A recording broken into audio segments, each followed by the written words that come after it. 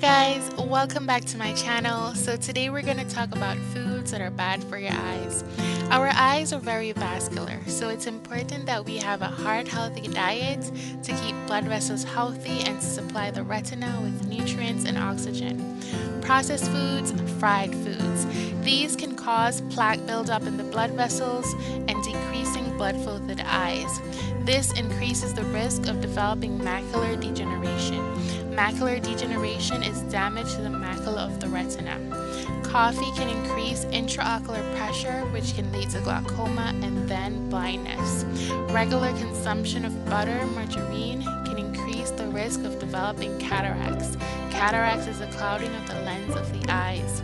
Processed foods are convenience. However, convenience can mean large amount of hidden sugar, sodium, and fat. Don't forget to subscribe, like, and share this video. Thanks for watching. Bye!